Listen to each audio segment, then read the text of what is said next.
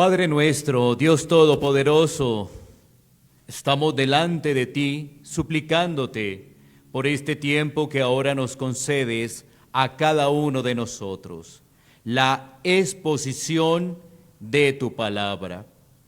Señor, da a tu iglesia oídos para oír tu palabra y corazones sensibles para poderla aplicar bajo la iluminación de tu Santo Espíritu. Concédeme, oh Dios, bajo el amparo de tu gracia, el poder explicar esta porción de las Escrituras, sabiendo, Señor, que es de gran responsabilidad. Ayúdame, oh Dios, en mi debilidad. Ayuda a tu iglesia, Señor. Fácilmente nos distraemos, fácilmente ponemos atención en otras cosas, pero Señor, danos fuerzas, danos aliento, Señor, para enfocarnos en lo que debemos enfocarnos en este tiempo, que es en tu palabra. Oramos en Cristo Jesús. Amén.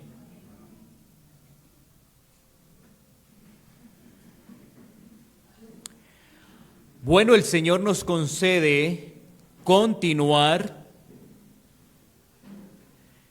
con esta carta, la carta de Judas. Y en esta oportunidad, como se ha leído, nuestro enfoque estará en los versículos 6 y 7 de esta carta de Judas. 6 y 7. Recordemos que esta carta fue escrita para advertir sobre los falsos maestros que pervertían la gracia de Dios y vivían en inmoralidad. Así que había dos situaciones en particular que traían advertencia a la iglesia: pervertir la gracia de Dios, un mal entendimiento de la gracia de Dios. Y como tal, tenían ese entendimiento algunos, entonces, como resultado, estaban viviendo en inmoralidad. Los tiempos, aunque son diferentes, muestran el mismo problema. Han pasado 20 siglos, 21 siglos, y el problema continúa de la misma manera. El problema es el corazón. Un malentendido de la gracia de Dios trae como consecuencia un mal entendido de la práctica. Entonces, tenemos personas que afirman que son cristianas, pero viven de forma ligera su vida. Y si a esto le agregamos los falsos maestros con sus pervertidas enseñanzas, entonces lo que tenemos son un montón de experiencias alejadas de las Escrituras y un peligro inminente del juicio de Dios. Por ello, este mensaje se titula Advertencias del juicio de Dios. Advertencias del juicio de Dios. ¿Cuál es la realidad en la que estamos viviendo?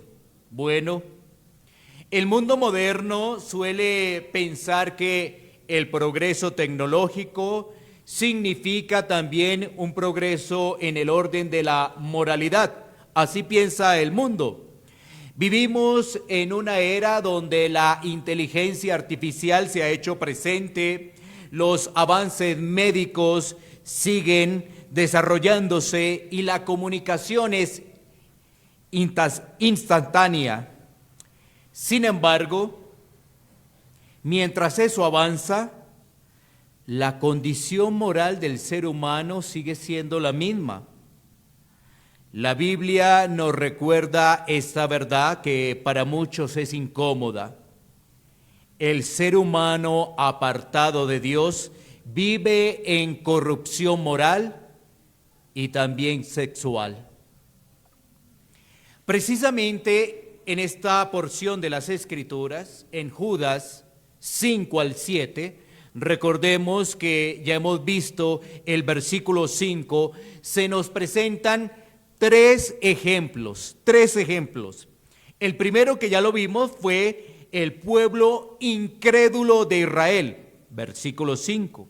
Y ahora vamos a tener los versículos 6 y 7. Versículo 6, los ángeles se rebelaron contra Dios. Versículo 7, las ciudades de Sodoma y Gomorra y las ciudades vecinas se entregaron a la inmoralidad sexual.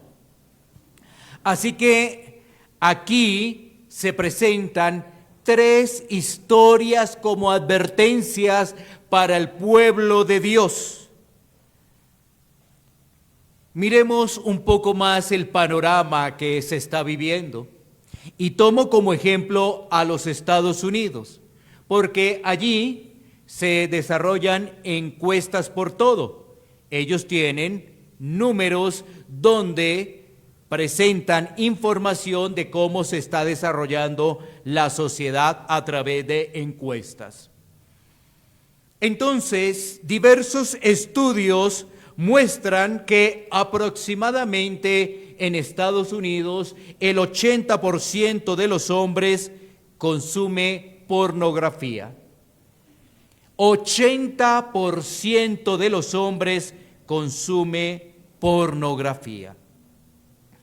Y el 40% es para las mujeres.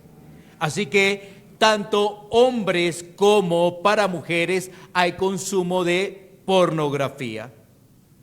Cada día millones de personas visitan sitios pornográficos, generando una industria que mueve cerca de 100,000 millones de dólares anuales. Así que esto es el panorama de la degradación sexual y por supuesto esto es cambiar el orden del diseño divino del matrimonio. Pero aquí viene otro dato que generan las encuestas allí en los Estados Unidos y tiene que ver con personas que afirman que son cristianas, mientras la encuesta que mencioné anteriormente es a nivel general, es para todos. Ahora, estos números hacen referencia a personas que dicen ser cristianas. Así que los datos son los siguientes. Cerca del 54% de aquellos que dicen ser cristianos han manifestado que consumen pornografía, que visitan sitios de pornografía. 54% de los que dicen ser cristianos. Y también hay otras cifras que dicen que el 67% de los pastores han manifestado que en algún momento de su ministerio han luchado con la pornografía. El 18% de los pastores dicen que es una lucha actual. Mira las cifras, nos hablan del 54% de las personas que dicen ser cristianas. Y también nos habla de aquellos que predican en los púlpitos. Así que, ¿cuál es el panorama? El panorama es el siguiente: una cosa es luchar con el pecado y otra cosa es tolerar el pecado. Eso es muy diferente. Una cosa es luchar con el pecado, porque todos luchamos con tentaciones, todos. Pero otra cosa muy diferente es tolerar el pecado. Eso es muy diferente. Así que Judas nos recuerda algo que no podemos olvidar, que Dios no cambia. Aunque muchos dicen que estamos en otros tiempos, la Escritura nos dice que Dios no cambia. El mismo Dios que juzgó la rebelión de los ángeles y estas ciudades de Sodoma y Gomorra, sigue siendo el mismo Dios de hoy. Así que la historia bíblica nos enseña que cuando una sociedad se entrega a la inmoralidad sexual, allí hay decadencia espiritual. Así que este mensaje no es una simple denuncia moral, es una advertencia para cada uno de nosotros. Es importante que la iglesia esté atenta, despierta, para que no sea seducida por la corrupción que domina al mundo. Cuando la cultura redefine lo que es normal, el pueblo de Dios debe recordar lo que es santo. Así que acercarnos a esta porción de las Escrituras, tenemos que hacerlo bajo una advertencia. Y también teniendo claro que no podemos olvidar lo que enseña la palabra a través de esas advertencias. Así que una advertencia es un aviso o una señal que se da para prevenir un peligro, con el propósito de que los que escuchan tomen precauciones y eviten ese problema. ¿Cuál es el problema? El juicio de Dios para aquellos que no se arrepienten de su forma de vida ligera. Así que entremos en el texto. Vamos a mirar la primera advertencia que encontramos en el versículo 6. Tomemos una vez más nuestras Biblias en el versículo 6 para identificar la primera advertencia. Primera advertencia, versículo 6. Dice la Escritura: y a los ángeles que no guardaron su dignidad, sino que abandonaron su propia morada, los ha guardado bajo oscuridad, en prisiones eternas, para el juicio del gran día. Bueno, antes de poder identificar esa advertencia que está asociada con la rebelión, ¿cierto? La rebelión de los ángeles, ahí está esa advertencia. Tenemos que enfatizar un poco en este pasaje. ¿Por qué? Porque es un pasaje que a través de la historia ha traído controversia en su interpretación, ya que, por ejemplo, para el pueblo judío en los primeros siglos era muy importante enfocarse en los ángeles, cosa que después fue menguando. Así que este pasaje de Judas 6, en su interpretación a través de la historia, se ha considerado de las siguientes maneras. La primera, que hace alusión a la caída original de Satanás y sus ángeles. Esta interpretación dominó los primeros siglos después de que nuestro Señor Jesucristo vino y ascendió al cielo. Como decía anteriormente, esta interpretación hacía referencia a lo que pensaban los judíos de los ángeles. Ellos tenían una clara demostración de que este pasaje hacía referencia a la caída original de Satanás y sus ángeles. Pero después surgieron otras interpretaciones de este versículo 6 y lo asociaron con Génesis capítulo 6. Génesis capítulo 6, donde dicen que ángeles caídos se mezclaron con mujeres. También se interpretó de esa manera. Pero hay otra interpretación de Génesis 6, otra, que dice que los hijos de Dios representan la línea piadosa de Set, mientras que las hijas de los hombres representan la línea impía de Caín. Y tenemos también algo adicional para compartir de esta interpretación de Judas 6, es que esos ángeles abandonaron su función o dominio, es decir, rebelión contra el orden divino.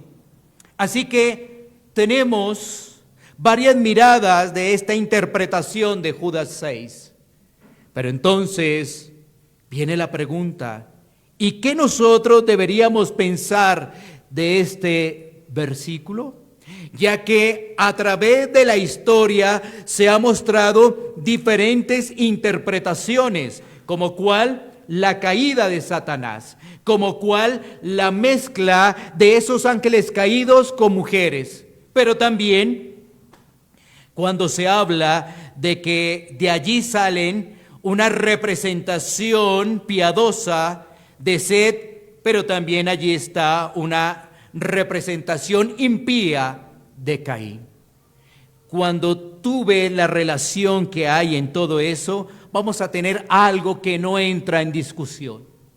Y eso es lo importante. Y lo que no entra en discusión es que estamos observando que estos seres creados por Dios se rebelaron contra el Creador. Cualquiera de las interpretaciones que miremos tiene ese foco, la rebelión de estos seres. La rebelión, es decir, no estuvieron a gusto con Dios. Entonces, miremos ahora un poco más ese tema de los ángeles. Sigamos en el tema de los ángeles. Digamos lo siguiente: Dios creó a los ángeles santos y gloriosos. Ellos tenían una posición de honor en el cielo. Ellos eran servidores de Dios. Ahora, miremos pasajes de las Escrituras para poder corroborar lo que he afirmado. ¿Qué he afirmado? Dios creó a los ángeles santos. Ellos tenían una posición de honor, de servicio en el cielo, ¿cierto? Entonces miremos algunos pasajes de las Escrituras que nos ayudan a comprender más ello. Nehemías capítulo 9, versículo 6. Nehemías capítulo 9, versículo 6. Estamos mirando los ángeles.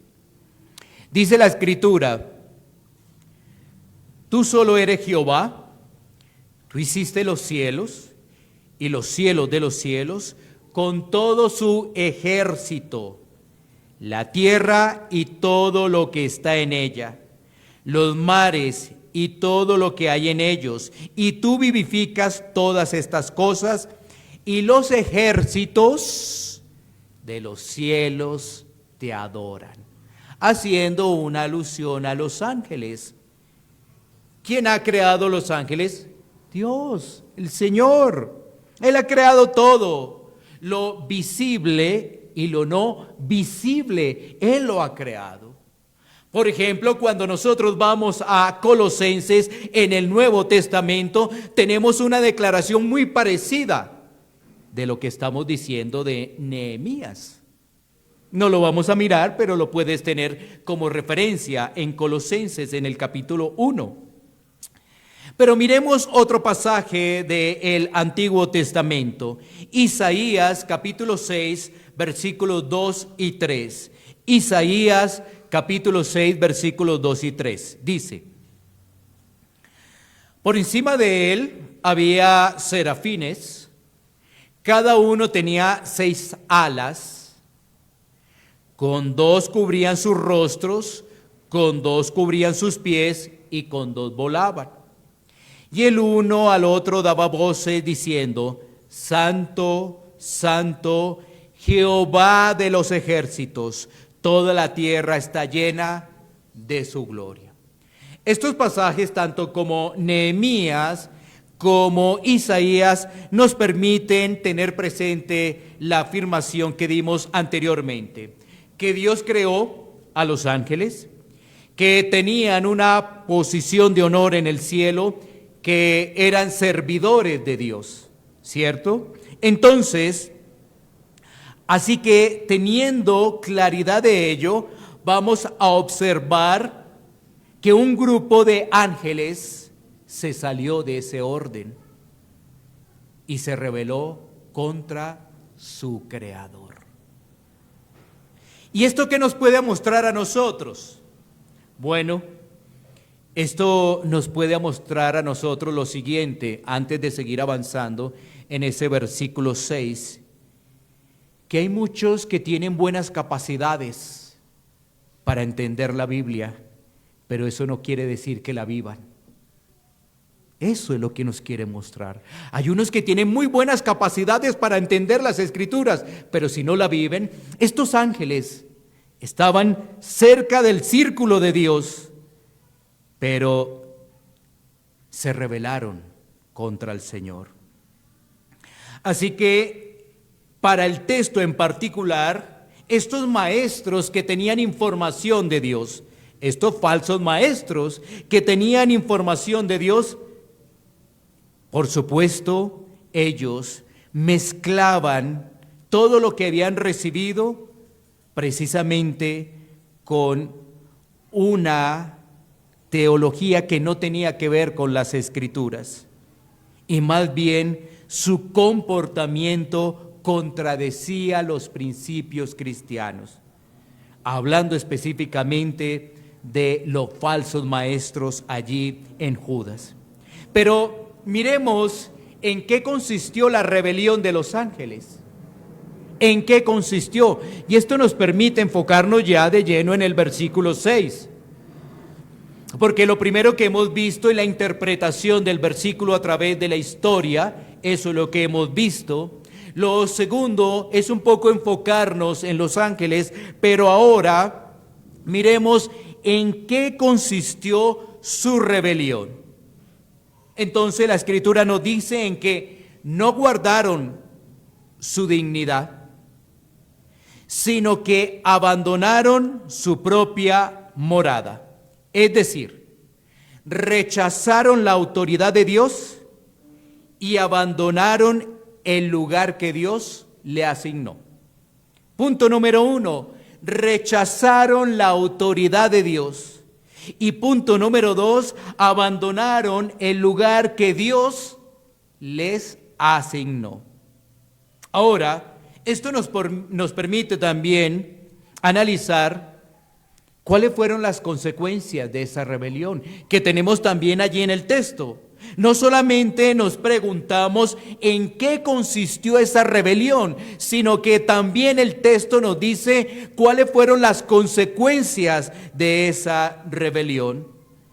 El texto dice: los ha guardado bajo oscuridad en prisiones eternas. Así que rechazar la autoridad de Dios trae consecuencias graves.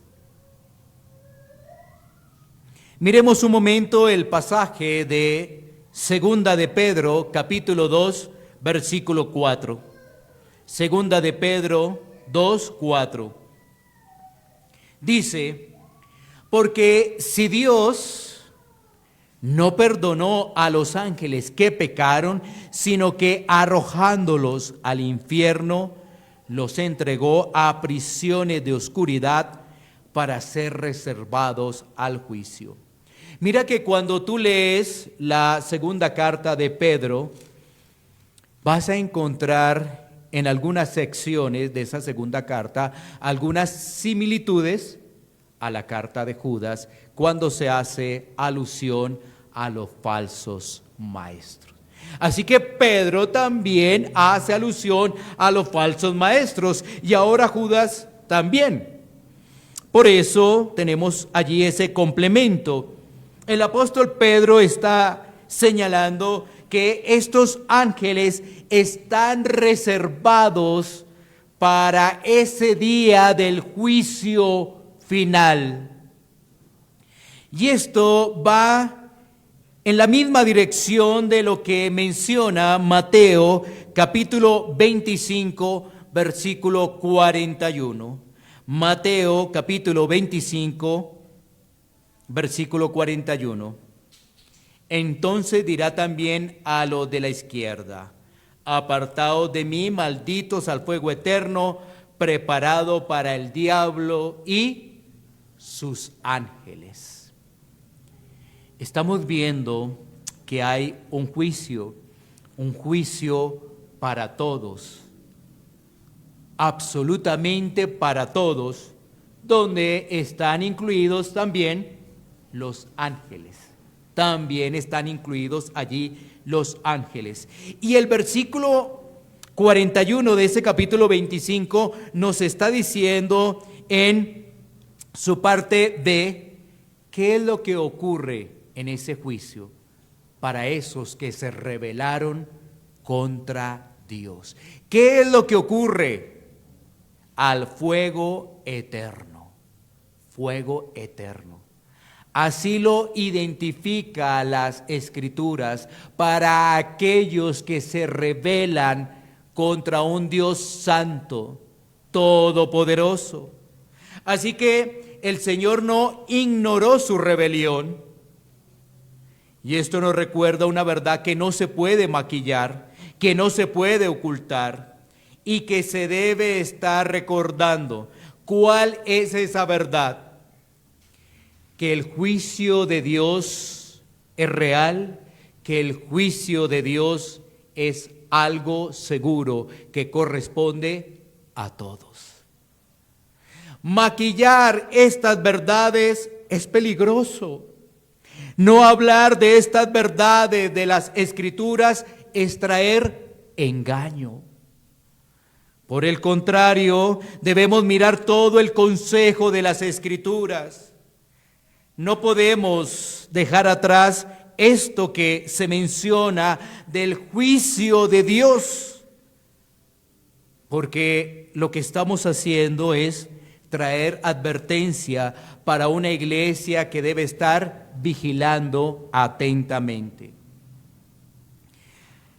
Miremos también Isaías 24, 21, 22, en esa misma vía que estamos desarrollando, y es el juicio, el castigo eterno.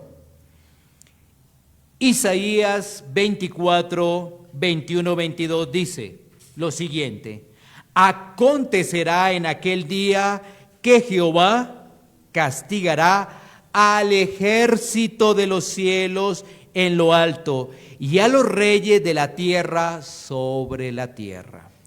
Y serán amontonados como se amontona a los encarcelados en mazmorra, y en prisión quedarán encerrados y serán castigados después de muchos días. Así que nadie escapará a ese juicio, ni aun estos ángeles.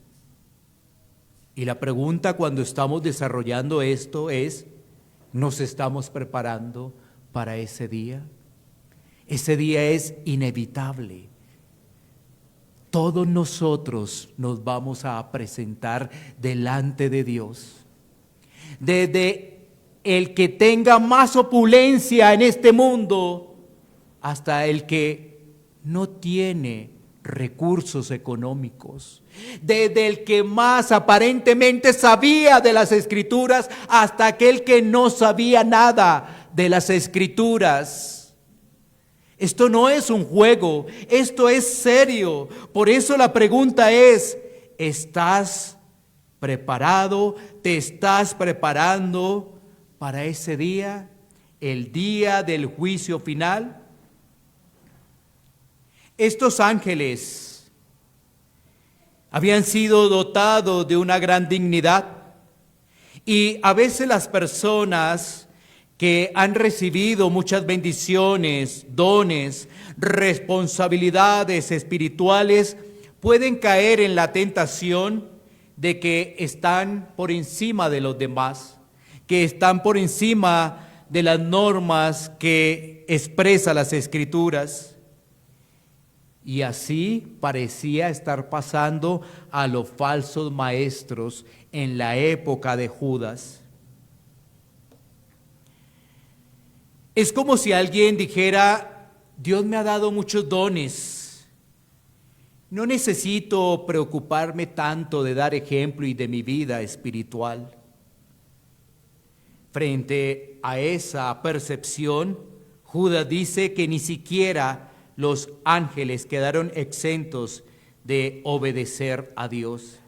Así que nosotros lo que debemos hacer es ir a las Escrituras y obedecer y vivir lo que dice la palabra de Dios.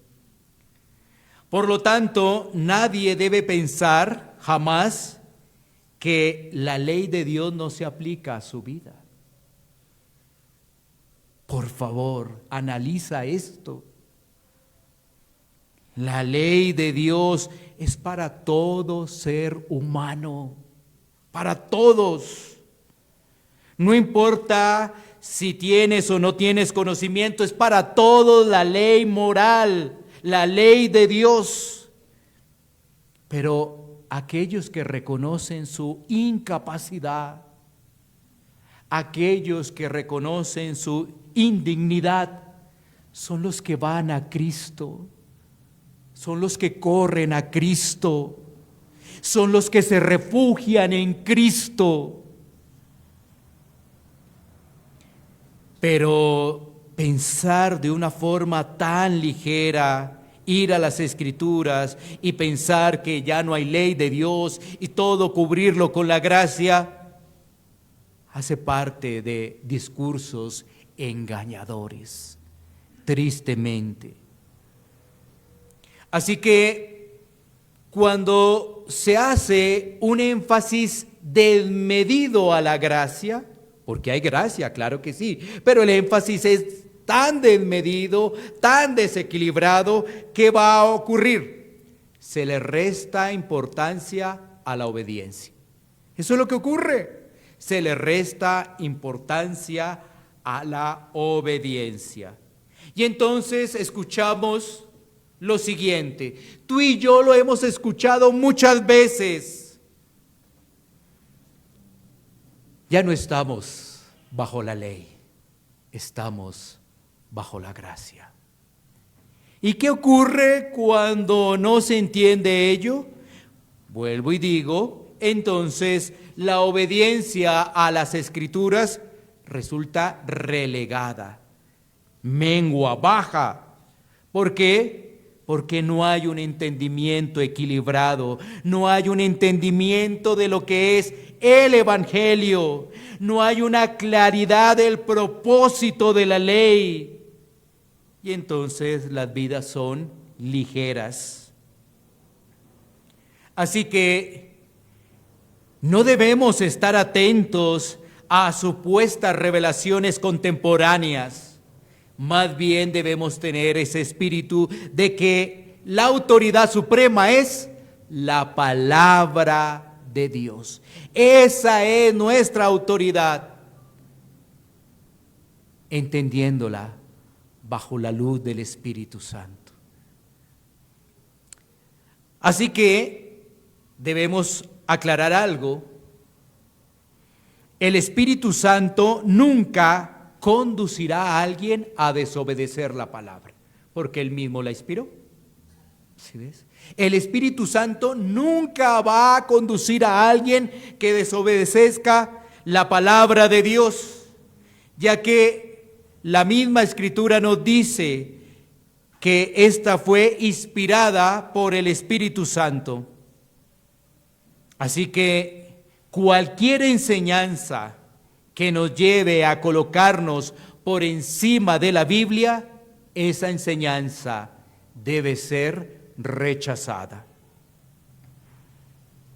Si el Señor juzgó a los ángeles por su desobediencia, sería una gran necedad de parte de nosotros pensar que la moralidad puede cambiar según el gusto de cada generación o de cada tiempo cultural. Así que no debemos promover ni atender esos mensajes. Algunos dicen, estamos en otra época, estamos en otra temporada. El problema del corazón siempre es el mismo, rebelarse contra Dios.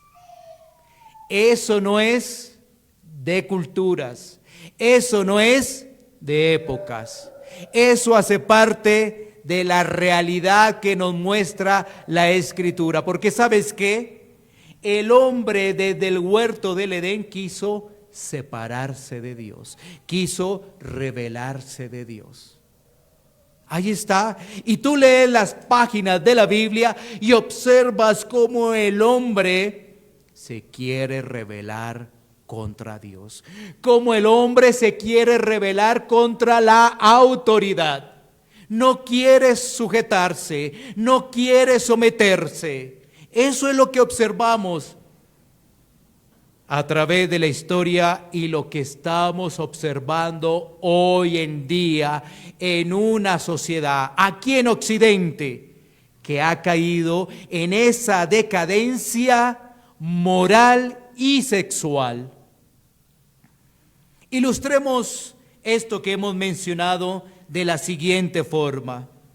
Un soldado puede tener rango y privilegio y puede tener buena comunicación con su general, pero si lo traiciona, si traiciona a su general, ¿qué va a ocurrir? Por supuesto que será castigado y su castigo será mayor. Así ocurrió con estos ángeles, describe la Escritura. Así que el hombre desde el Edén ha rechazado esa autoridad.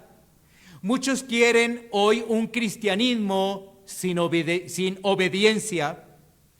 La rebeldía contra Dios siempre va a traer consecuencias. El pecado nunca queda sin castigo. Dios es el juez. Dios es juez. Y esta advertencia hay que tenerla muy claro. Pero recuerda algo. Cristo vino a ajustar lo que el hombre desajustó. Y aún los propios ángeles, ¿no? Cristo vino a obedecer perfectamente los requerimientos del Padre. Él venció al pecado y Él derrotó a Satanás.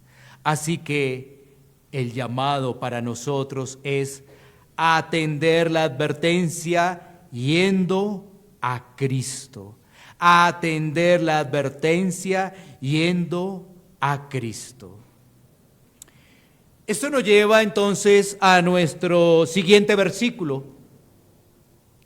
Ya hemos mirado el versículo 6 que trata con los ángeles. Ahora nos vamos a enfocar en el versículo 7, donde la advertencia es la corrupción moral y sexual. La corrupción moral y sexual. Fíjate que la primera advertencia, la de los ángeles, esa advertencia tiene que ver con rebelarse contra el orden de Dios. Rebelarse contra el orden de Dios. Y ahora esta advertencia tiene que ver con la corrupción moral y sexual. Versículo 7. Volvamos a leer. como Sodoma y Gomorra y las ciudades vecinas, las cuales, de la misma manera que aquellos, habiendo fornicado e ido en pos de vicios contra naturaleza, fueron puestas, por ejemplo, sufriendo el castigo del fuego eterno. Así que el tema tiene que ver con el juicio de Dios. Fíjate, seguimos en lo mismo. Versículo 5, un pueblo incrédulo, el pueblo de Israel. Versículo 6, estos ángeles que se rebelaron contra Dios. Versículo 7, ahora se toma de ejemplo estas ciudades por su inmoralidad. Así que analicemos un poco estas ciudades. Sodoma y Gomorra. ¿Cómo eran estas ciudades? Bueno, para ello tenemos que ir a Génesis, para mirar algunos versículos que nos ilustren cómo eran en esos momentos esas ciudades. Comencemos con Génesis 13:13. Génesis 13:13. Dice la Escritura lo siguiente: mas los hombres de Sodoma eran malos y pecadores contra Jehová en gran manera. Aquí ya tenemos una descripción de esta ciudad, específicamente de Sodoma, y se nos dicen que eran hombres malos, pecadores en gran manera. Era porque había una gran perversión. El hombre es malo, no busca a Dios desde su nacimiento, pero hay algunos hombres que su énfasis de maldad llegan a unos límites que por supuesto están en la degradación. Todos somos pecadores, pero hay algunos que llegan a unos límites, pasan. Por eso vemos allí el énfasis de la Reina Valera cuando nos dice en gran manera, pecadores contra Jehová en gran manera. Sigamos recorriendo el libro de Génesis. Génesis 18:20. Génesis 18:20 dice: entonces Jehová le dijo, por cuanto el clamor contra Sodoma y Gomorra se aumenta más y más, y el pecado de ellos se ha agravado en extremo. Eso era lo que decíamos anteriormente del pasaje de Génesis 13:13. El hombre es malo, pero aquí observábamos unas ciudades que habían cruzado, que habían llegado a esos límites. Una ciudad donde la inmoralidad estaba presente, una ciudad donde el orgullo y la altivez eran evidentes. Miremos ahora Génesis 19, 4 y 5. Porque fíjate que vemos que son ciudades donde el pecado está reinando, y ahora vamos a mirar en Génesis 19, 4, 5 qué clases de pecados estaban allí. Dice la Escritura, pero antes que se acostasen, rodearon la casa los hombres de la ciudad, los varones de Sodoma, todo el pueblo junto, desde el más joven hasta el más viejo. Y llamaron a Lot y le dijeron, ¿dónde están los varones que vinieron a ti esta noche? Sácalos para que los conozcamos, haciendo referencia a relaciones sexuales. Es llamativo este pasaje, porque cuando tú lo ves, tú puedes meditar en lo siguiente. Dice que estaba todo el pueblo, pero la referencia que se hace es que estaba desde el más joven hasta el más viejo en esos vicios de inmoralidad. Ahora, permíteme hacerte una corta ilustración. Esos tiempos son solamente de Sodoma y Gomorra del Antiguo Testamento.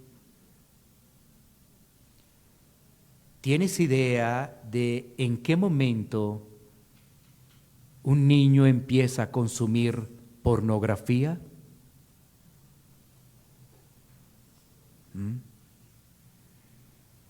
Así que esto no ha cambiado. No podemos tapar estas verdades y querer como decir, no, de esto no abordemos estos temas.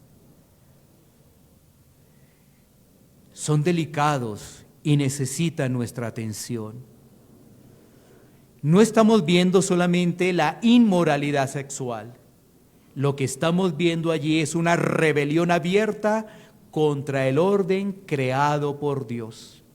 Y si esto no fuera mucho, miren lo que dice Ezequiel. O sea, Ezequiel también menciona más cosas. Uno dice, pero esto ya ha llegado a un punto máximo, porque están atentando contra el orden creado por Dios esta ciudad. Pero Ezequiel nos trae más información.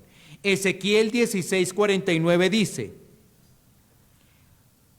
he aquí que esta fue la maldad de Sodoma tu hermana. Está hablando allí de Jerusalén. Jerusalén. Soberbia, saciedad de pan y abundancia de ociosidad tuvieron ella y sus hijas, y no fortaleció la mano del afligido y del menesteroso. ¿Qué tenemos allí? ¿Cómo se le estaba amonestando allí a Jerusalén? Orgullo, materialismo, indiferencia hacia los pobres. ¿Y qué es lo que tenemos en esta sociedad? Orgullo, énfasis desmedido en el materialismo, indiferencia hacia los necesitados. Pero eso también venía de Sodoma. Ahora, démonos cuenta que no solamente se estaba practicando la inmoralidad sexual en esas ciudades, sino que esas ciudades también mantenían niveles desmedidos de orgullo, materialismo, indiferencia hacia los pobres. Y digo desmedido es porque todos luchamos con el orgullo. Entonces, ya estamos viendo cuál era el problema de estas ciudades. Orgullo, indiferencia, materialismo, inmoralidad sexual. Así que no debemos ignorar lo que le sucedió a estas ciudades, ya que tarde o temprano eso traerá consecuencias. Así que el pecado sexual nunca es trivial para Dios, no lo es. Cuando una cultura celebra lo que Dios condena, está caminando hacia el juicio de Dios. Y la iglesia debe mantenerse firmes en estas verdades de las Escrituras. ¿Y qué pasó con estas ciudades? ¿Qué fue lo que pasó? Bueno, Dios destruyó estas ciudades. Génesis 19:24.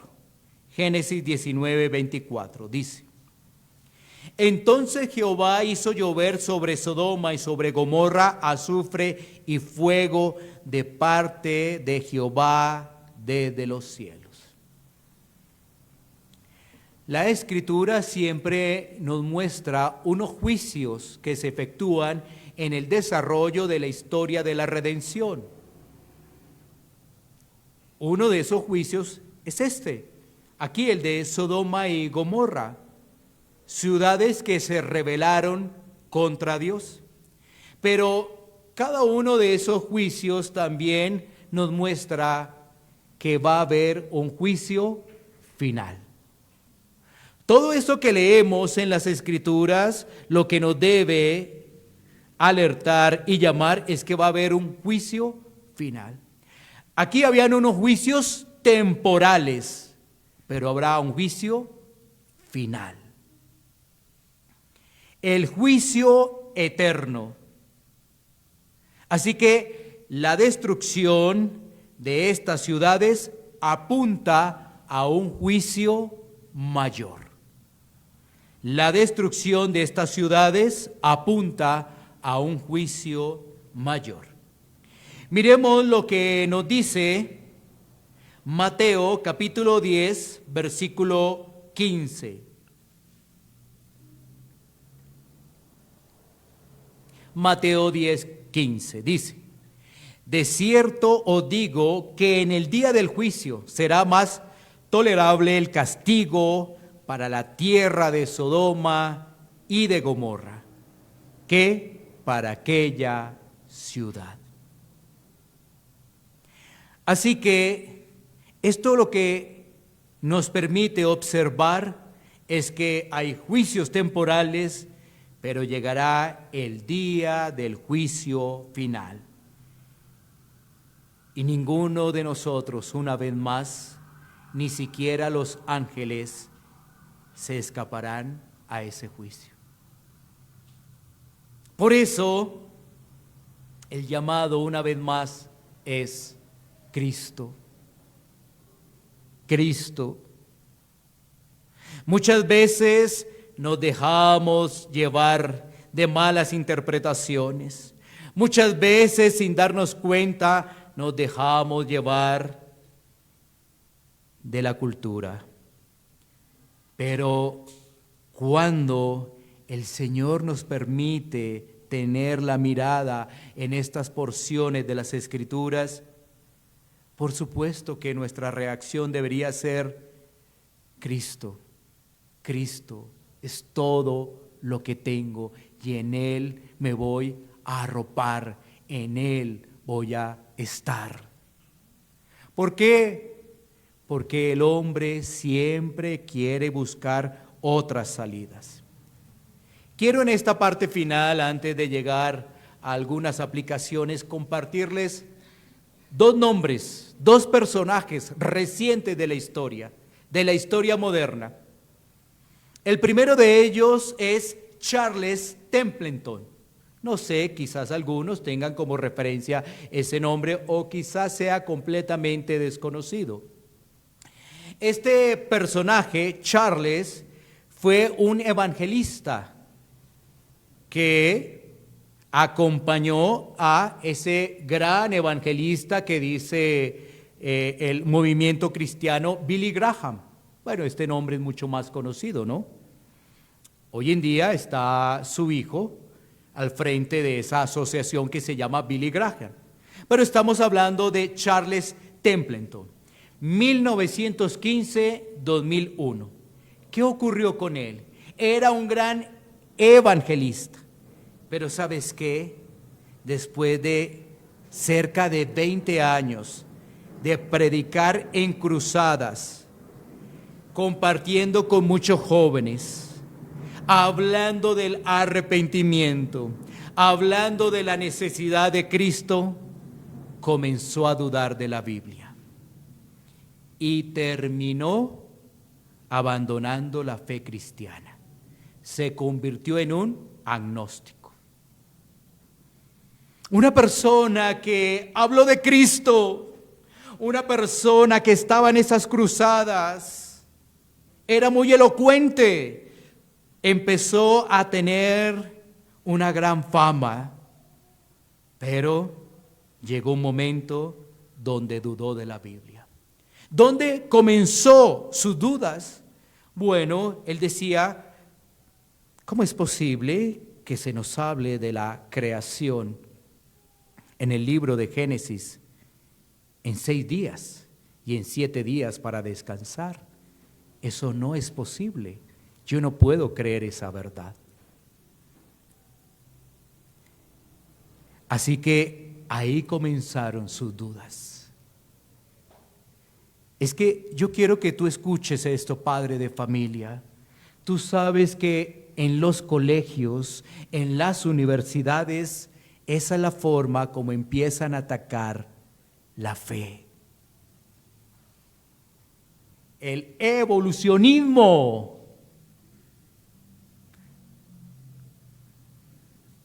Estamos hablando de un Dios todopoderoso,